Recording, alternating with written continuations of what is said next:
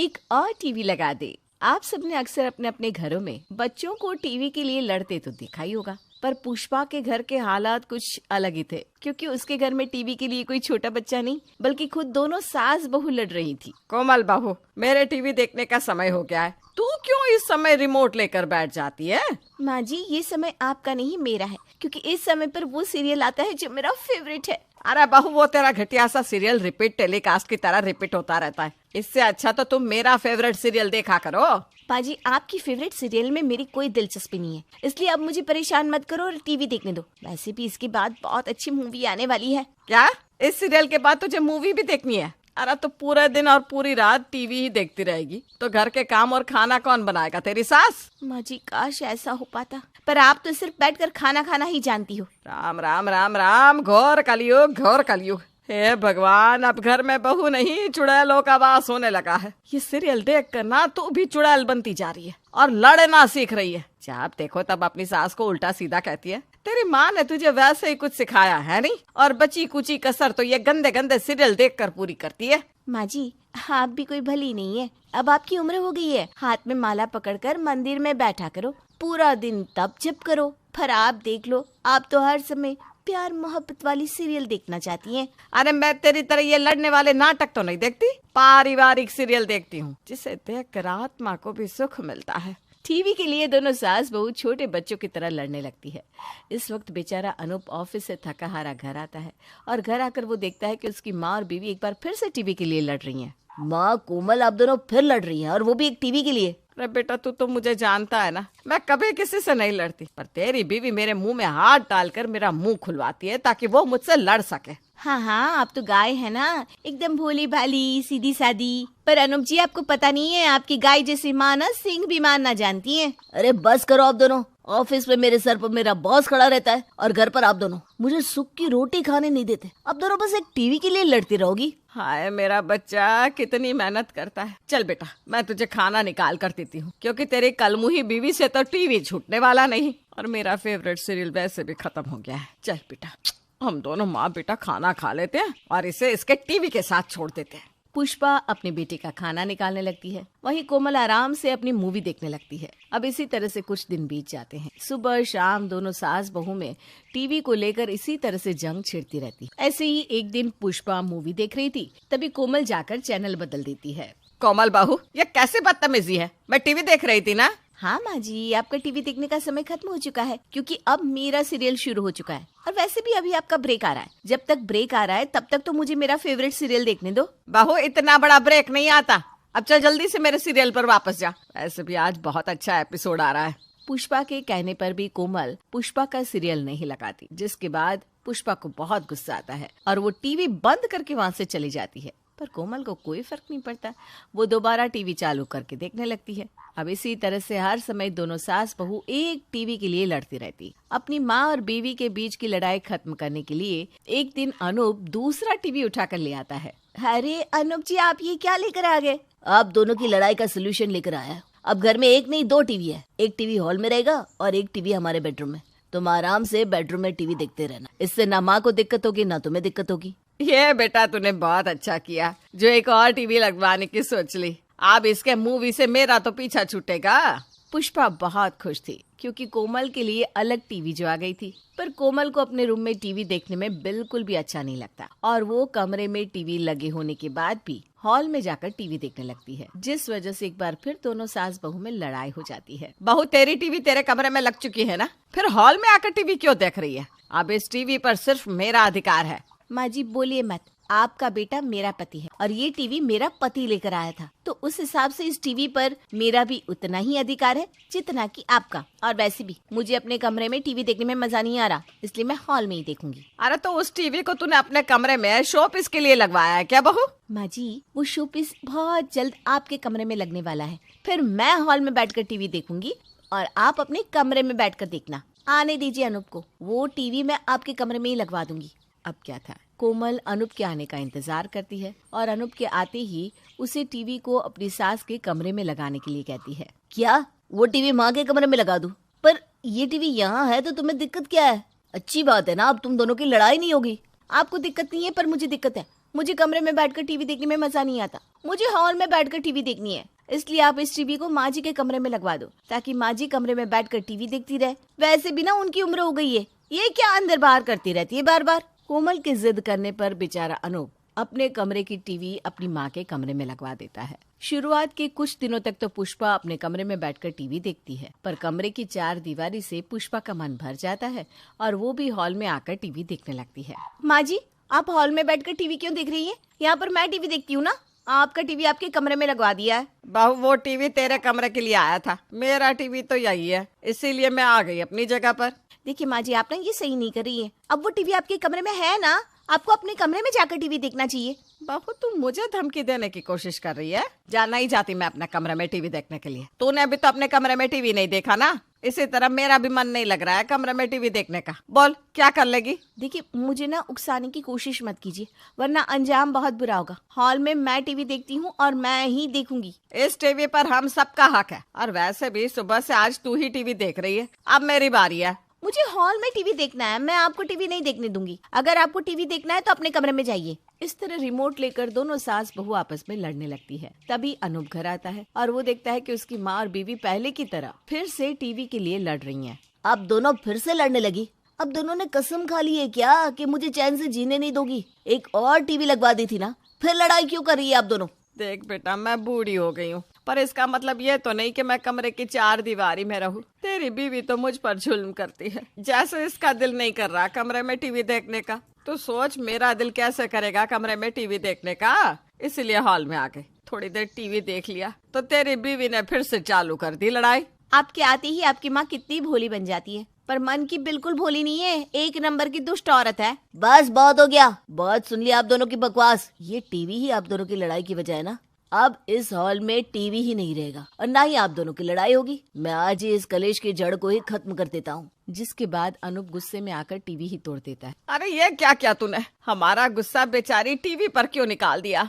आप दोनों की लड़ाई की वजह से। अब तो खुश है ना आप दोनों? अब ना हॉल में टीवी रहेगा और ना ही आप दोनों लड़ोगी। अब आप दोनों के कमरे में मैं टीवी लगवा रहा हूँ। अगर आप दोनों को टीवी देखने का इतना ही शौक है तो अपने कमरे में बैठकर देखना, और हॉल में मुझे कोई भी टीवी देखता नजर आ गया तो मैं कमरे से भी टीवी निकलवा दूंगा। इस तरह से अनूप दोनों के कमरों में टीवी लगवा देता है और कलेश की जड़ को ही खत्म कर देता है। बस, ज्यादा बड़बोली बनने की कोशिश मत कर। अरे तुझे मैंने बचपन से पलकों की छांव में बिठाकर रखा, उसका तू ये सिला कर रही है। उल्टा तेरे लिए तो मैं आसान रास्ता ही बना रही हूँ। कैसा आसान रास्ता माँ? अरे हर लड़की की यही दुविधा होती है कि शादी के बाद उसे ससुराल में अपनी सास की सेवा करनी पड़ती है, लेकिन मैं तेरे लिए ऐसा पति ढूंढूंगी जो मेरा घर जमाई बने। आपको जो करना है कीजिए, मैं चाहे 100 पन्नों का भाषण ही क्यों ना दे दूं, लेकिन सौदामिनी ठाकुर तो अंत में वही करती है जो उसकी खुराफाती खोपड़ी में चल रहा हो। सौदामिनी ने हमेशा से ही अपनी बेटी रुबीना को अपने काबू में बांध कर रखा था और अब वो अपने लिए घर जमाई की तलाश में निकल पड़ती है। वो काफी पंडितों को और लोगों को मिलती है और उसकी तलाश उसे प्रतीक नाम के एक लड़की तक पहुंचा देती है। रिश्ता पक्का करते समय रुबीना बहुत सजती संवरती है, जिसे देखकर प्रतीक उसकी तरफ खींचा चला आता है। तो गिरधर जी, बिंदु जी, कहिए। कुछ नहीं सौदामिनी जी, हमें तो आपकी बेटी रुबीना बहुत पसंद आई है। हाँ सौदामिनी जी, काफी गुणों वाली है आपकी बेटी। और प्रतीक, तुम कहो बेटा, तुम्हें खाना पीना और थोड़ा बहुत घर का बाकी काम तो करना आता ही होगा, है ना? हाँ हाँ सौदामिनी आंटी, मुझे सब आता है। मैं बाकी लड़कों की तरह नहीं हूँ। अपनी वाइफ को टेंशन ना हो इसलिए मैंने घर के सारे काम सीख लिए हैं, खाना बनाने से लेकर झाड़ू पोछे तक, एवरीथिंग। चलो अच्छी बात है। वैसे भी पंडित जी ने कहा ही था तुम बड़े ही सर्वगुण संपन्न वर हो।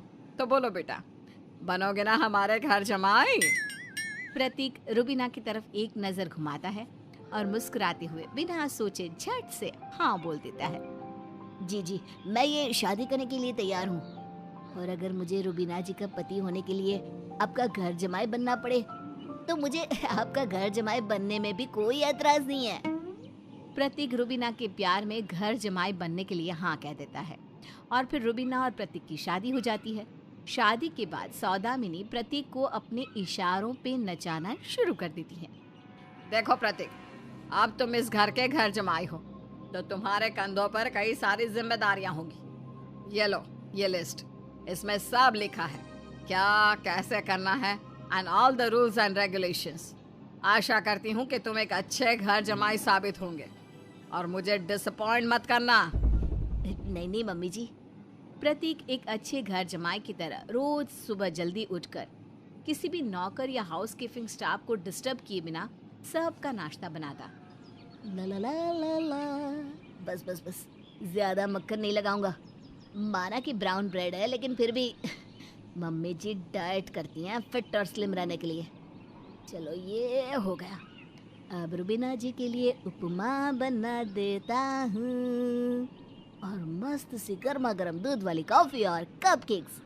अवन अवन कहाँ है? ये रहा। प्रतीक सारा ब्रेकफास्ट बनाता है और फिर घर की सफाई भी करता है।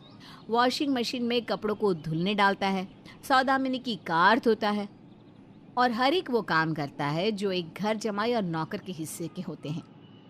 अब शादी के बाद सौदामिनी देखती है कि प्रतीक और रुबीना का रिश्ता पति पत्नी से प्यार में बदल रहा है। मजा आया ना उस मूवी में? हाँ बहुत मजा आया। और वो चौपाटी पे ना हॉर्स राइडिंग करके भी बहुत मजा आया। रुबीना और प्रतीक दोनों एक दूसरे का हाथ पकड़े हुए घर में हंसते हुए और प्यार भरी बातें करते हुए घुसते हैं और ये सब सौदामिनी चुपके से देख लेती है। अच्छा, तो इन दोनों में नजदीकियां बढ़ रही है। शादी को 1 हफ्ता हुआ नहीं कि दोनों में प्यार कुट कुट के जाग गया। लेकिन नहीं, मैं इन दोनों को इतना करीब आने ही नहीं दूंगी। मैंने इस प्रतीक को घर जमाई इसलिए बनाया था ताकि मेरी बेटी रुबीना मुझसे दूर ना हो और मेरी मुट्ठी में रहे। लेकिन नहीं, यहाँ तो कोई अलग ही पिक्चर चल रहा है।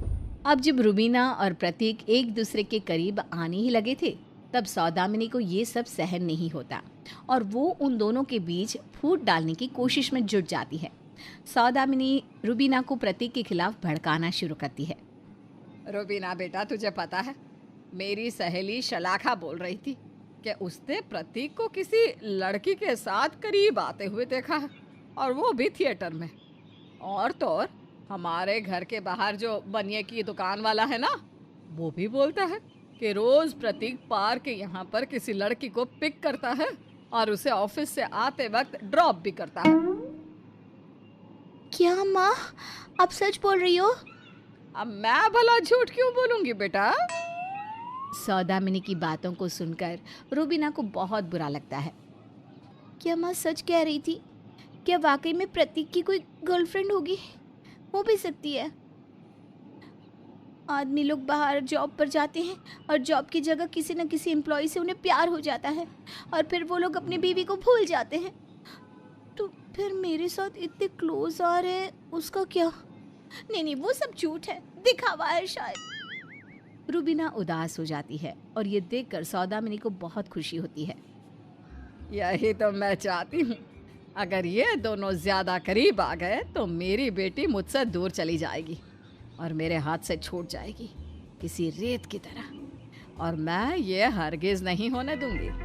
ऐसे ही सौदामिनी रुबीना और प्रतीक के बीच दूरियां पैदा करने के लिए आए दिन चालें चलती रहती। कभी जानबूझकर उसके कपड़ों पर फीमेल परफ्यूम छिड़क देती और जब रुबीना ये देखती तो वो प्रतीक से झगड़ा करने लगती। ये सब क्या है प्रतीक? इस शर्ट से फीमेल परफ्यूम की महक आ रही है। मैं अच्छी तरह जानती हूँ आपका कहीं और चक्कर चल रहा है। ये सारी बातें, ये परफ्यूम की खुशबू उस सब का जीता जागता सबूत है। नहीं रुबीना जी, आपको कोई गलतफहमी हुई है, ऐसा कुछ भी नहीं है। और ये लड़कियों के परफ्यूम की खुशबू, ये तो अभी अभी आ रही है जब आपने ये शर्ट धोने डाली। यकीन मानिए मेरा, मुझे आपसे बात ही नहीं करनी। रुबीना वहां से चली जाती है और इसी तरह उन दोनों में और गलतफहमियां लाने के लिए सौदामिनी एक रोज सारी हदें पार कर प्रतीक को सीधा पैसों की चोरी के इल्जाम में फंसाती है। वो जानबूझकर उसके ऑफिस बैग में नोटों की गड्डी भर देती है और बाद में चोरी पकड़ी जाने का ड्रामा रचती है। Oh my gods and goddesses, ये क्या? प्रतीक, तुमने चोरी की? This was really not expected from you. मुझे नहीं लगा था कि तुम इतने बुरे पति और इतने बुरे घर जमाए बनोगे। मैं तो चाहती थी कि मेरी बेटी का फ्यूचर सिक्योर हो जाए और उसे शादी के बाद कोई प्रॉब्लम फेस ना करनी पड़े, लेकिन नहीं, तुम जैसे इडियट फटीचर चोर जमाई को चुनना was a very wrong decision। लेकिन मम्मी जी, मैंने कोई चोरी नहीं की है, trust me. Shut up! Just shut up your mouth! मैं अच्छी तरह से जानती हूँ तुम जैसे स्टूपिड मिडिल क्लास लोगों को। जिस थाली में खाते हो उसी में कैसे कितना छेद करना है, इसकी ट्रेनिंग तो तुम्हें बचपन में ही अपने माँ बाप से मिल जाती है। तभी एकदम से रूबीना ऊंची आवाज में गुस्से से चिल्ला पड़ती है। बस, इनफ माँ। माँ कैसे कहूँ आपको? आपको तो सिर्फ सौदामिनी ही कहना चाहिए। आप एक पॉलिटिकल लीडर और बिजनेस वुमेन हो ना, इसलिए आपने ये पॉलिटिक्स मेरी जिंदगी के साथ भी कर दिया। आपको क्या लगा मुझे कुछ पता नहीं है? मिसेस सौदामिनी ठाकुर, मैंने आपको प्रतीक के बैग में नोटों के बंडल डालते हुए देख लिया था और सीसीटीवी फुटेज में ये भी देख लिया है कि आपने ही प्रतीक के कपड़ों पर फीमेल परफ्यूम छिड़का था। ये सब आपने इसलिए किया ताकि मैं आपके हाथ से छूटूं ना और प्रतीक और मेरे में नजदीकियों की जगह दूरियां आ जाए। क्या ऐसी हिटलर सास भगवान किसी जमाई को ना दे। ये तब कैसे बातें कर रही हो रूबीना बेटा? जब असलियत सामने आ जाती है तब सब ऐसे ही हकलाते हैं, कांपते हैं। You know, मैंने बचपन से आपका टॉर्चर सहा है। सगी माँ होकर आपने मुझे बच्चों के साथ खेलने नहीं दिया, फ्रेंड्स बनाने नहीं दिए, बाहर घूमने नहीं जाने दिया, बस इन 4 दीवारों में कैद कर कर रखा। मैं फंस के रह गई आपके इस सोशल स्टेटस के इनसिक्योरिटीज के पिंजरे में। लेकिन अब नहीं, प्रतीक मेरे पति है और मैं उनकी पत्नी। और आज एक बेटी अपनी माँ को सरेआम रिजेक्ट करती है क्योंकि आप हो ही उस लायक। मैं जा रही हूँ जहाँ मुझे जाना चाहिए। रूबीना प्रतीक के साथ ससुराल चली जाती है और सौदामिनी जीवन भर बस अपनी गलतियों के कारण रोती रह जाती है। ये क्या हो गया? मेरी ओवर कंसर्न की वजह से मेरी बेटी मुझसे दूर चली गई। जीवन भर जिन खुशियों के लिए रूबीना तरसती रही, वो सारी खुशियाँ प्रतीक उसे देता है और उसकी हर एक ख्वाहिश को पूरा कर वो उसे सौदामिनी के पिंजरे से आजाद कर देता है। अपनी एनिवर्सरी की रात, ये देखो, ये पिंजरा, जिंदगी भर आप इसमें कैद रही ना, अब बारी है इसे खोलने की और आपको उड़ान लेने की। थैंक यू प्रतीक, आप दुनिया के बेस्ट हस्बैंड हो। दोनों साथ में एनिवर्सरी का केक काटते हैं और खुशी खुशी रहते हैं। वहीं सौदामिनी जीवन भर गम में।